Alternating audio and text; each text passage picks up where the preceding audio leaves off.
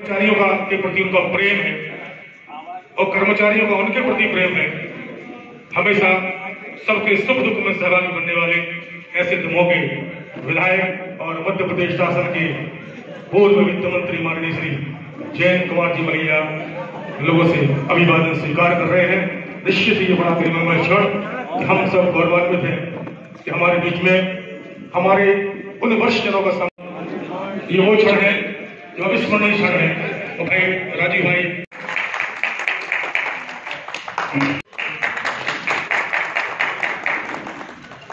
श्री जयंत भाई पटेल अतिथियों का स्वागत करें। आदरणीय संघाध्यक्ष जी का, तिवारी जी का, पंडित नरेंद्र दुबे जी का स्वागत करें। श्री आदरणीय भाव सिंह जी का स्वागत करें। भाव सिंह जी पूर्व में पशुधन एवं कुक्कुट विकास निगम के अध्यक्ष रहे, मंत्री श्री सुश्राम दुबे जी आए हमारे बीच में उपस्थित। श्री ठाकुर नारायण सिंह जी का स्वागत करें।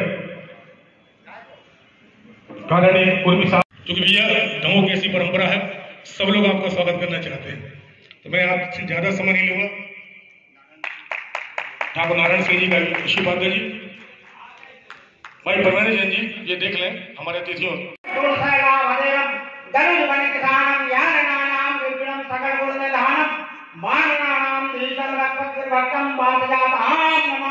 हनुमान जी महाराज की जय, बाबा महाकाल की जय।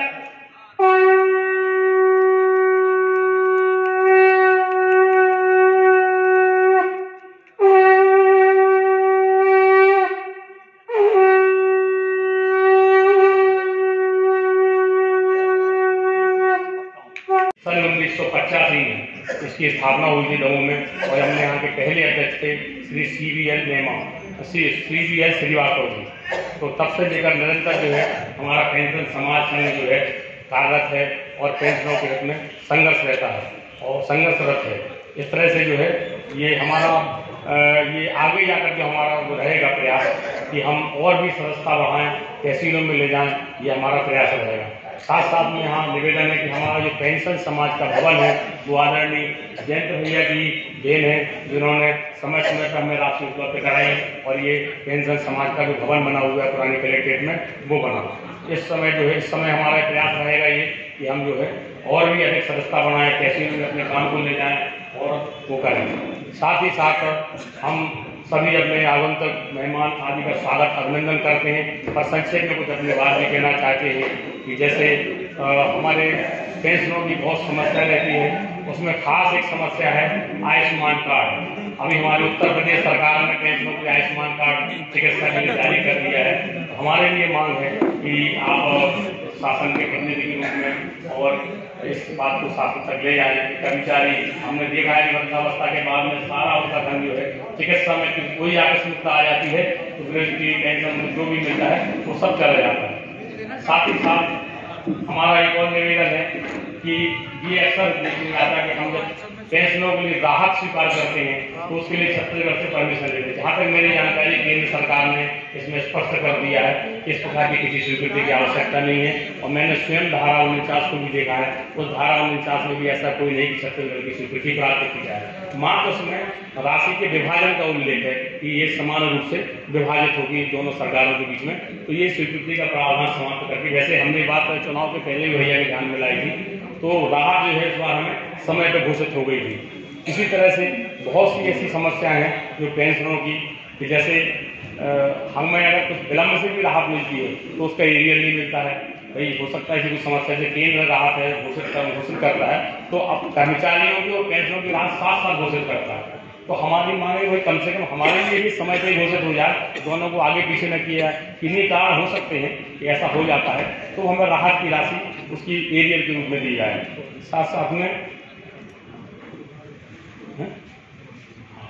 साथ ही साथ में एक और निवेदन है कि ये जो पुरानी पेंशन और नई पेंशन का भी बहुत विवाद चल रहा है।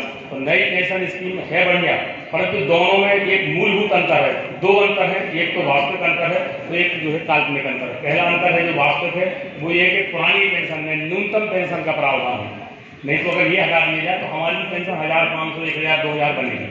और चूंकि ये नई पेंशन में इसका प्रावधान न होने के कारण से किसी 1000 पेंशन बन रही है और कहना किसी 500 पेंशन बन रही है, इसके कारण विवाद होता है। और दूसरा जो है ये उसमें एक और काल्पनिक कारण है कि शेयर मार्केट में पैसा लगता है, तो इस कारण से लोग भयभीत रहते हैं कि शेयर जो है मार्केट में लगने का कहीं हमारा पैसा न डूब जाएगा।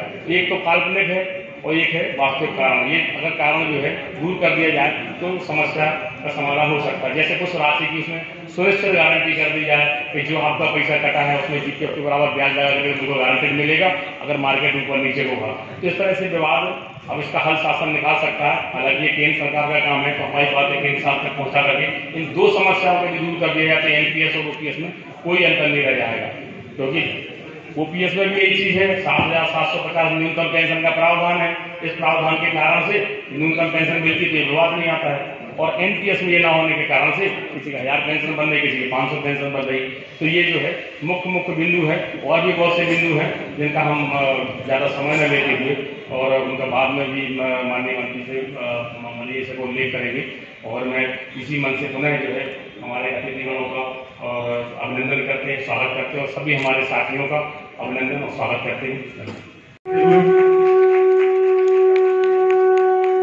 श्री ये वो अमूल्य क्षण है और हमारे सभी लोग इस अमूल्य क्षण को की बात है, उनका भी सम्मान हमारे अतिथि कर रहे हैं। ये वो संस्मरण है, ये वो क्षण है जब हम श्री जेबी उपाध्याय कृषि विभाग से खड़े होने का कष्ट करेंगे। श्री नेमी चंदी भड़पुल, श्री रविशंकर दीक्षित,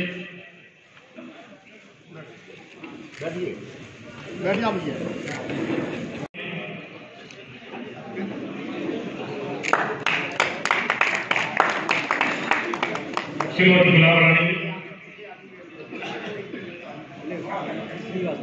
श्रीमती सूरज बाई जैन, श्रीमती सूरज श्रीमती गुलाब रानी जी यदि पहुंच गई है तो वही मंच पर आए।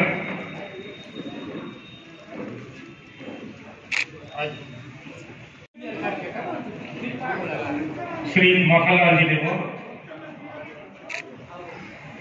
श्रीमती सुशीला जैन, श्रीमती सुशीला जैन, श्री लक्ष्मी शंकर पटेरिया, ठीक है, श्री जेबी साहू,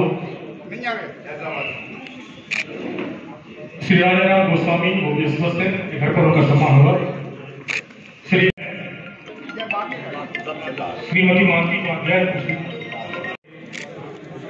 कृपया आराम से ग्रामीण पूरी आत्मीय माहौल में आज का ये कार्यक्रम मैं आग्रह करता हूँ। श्रीमती ज्ञानमणि जैन शायद उपस्थित है, कृपया शीघ्रता से आए।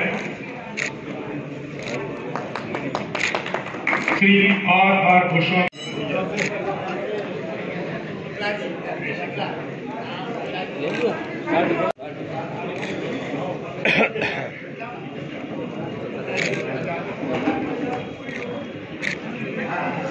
श्री आर खुशाल,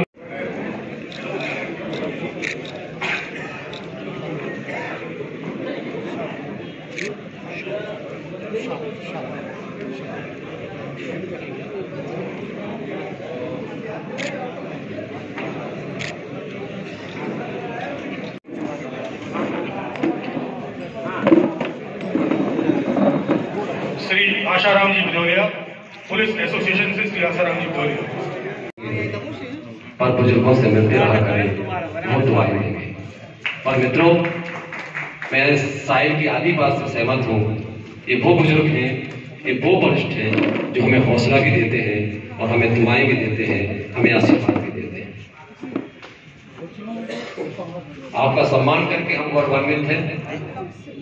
जिस समाज में बड़े लोगों का सम्मान नहीं होता वो सब हो जाता है, तब हम अमृत उत्सव मनाते हैं। और अमृत काल में जो व्यक्ति पहुंचता है वो सही में जो भी व्यक्ति कह रहे थे ना, वो देवतुल्य हो जाता है। आप सब वो देवतुल्य व्यक्ति यहाँ उपस्थित हैं जो समाज के लिए जी अपना दिशा में उद्बोधन दिया। हमारे मंच पर एक ऐसे व्यक्तित्व उपस्थित हैं इनकी कई वर्ष लेखनी चली राजनीति चल रही है। ऐसे हमारे मार्गदर्शक आदरणीय ठाकुर नारायण सिंह जी उपस्थित है। मैं पेंशनर समाज हृदय की अनंत गहराइयों से अभिनंदन करता है, वंदन करता है। मेरे श्रेष्ठ पेंशनर बंधुओं, अपना उद्बोधन शुरू करने के पहले मैं इस कार्यक्रम के आयोजक, जिला इकाई के अध्यक्ष आदरणीय श्री R.K. मिश्रा जी, उनकी कार्यकारिणी की टीम, ठाकुर उमराव सिंह जी, श्री M.L. सरैया जी, श्री P.A. मेहरबान जी, श्री K.C. जैन जी और तमाम उनके सभी साथियों का भी हार्दिक अभिनंदन करता हूं और बधाई देता हूं, आभार व्यक्त करता हूं। समाज के इस कार्यक्रम में उपस्थित श्रीमान भाव सिंह जी, श्रीमान उमराव सिंह जी, मानना है व्यक्तिगत तौर से कि गवर्नमेंट एम्प्लॉइज को so long they are in service उन्हें आयुष्मान का लाभ ना मिले, परंतु पेंशनर्स को निश्चित तौर से आयुष्मान योजना का लाभ मिलना चाहिए।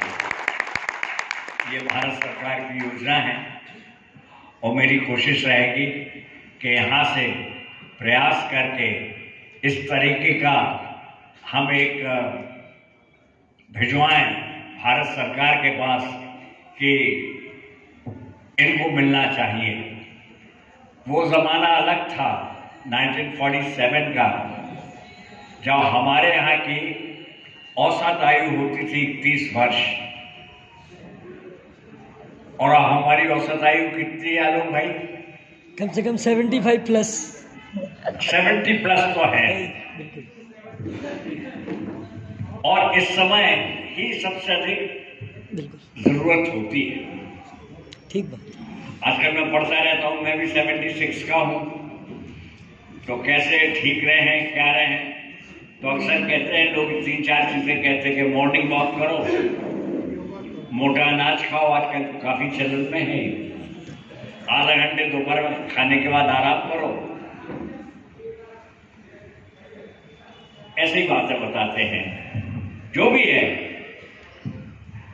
ये आयुष्मान को होना चाहिए, और हमेशा इस पर विवाद चलता रहा है ओल्ड पेंशन स्कीम पर और एनपीएस स्कीम पर। कुछ हमारे मित्र हैं जो एनपीएस के समर्थक हैं, कुछ ज्यादातर लोग हैं वो ओल्ड पेंशन स्कीम के बारे में हैं।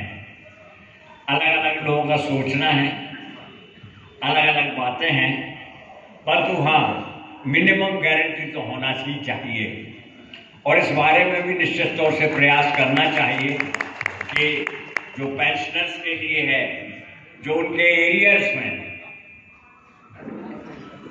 अब मैं फिर वो बात कहूंगा तो दुबे जी कहेंगे कि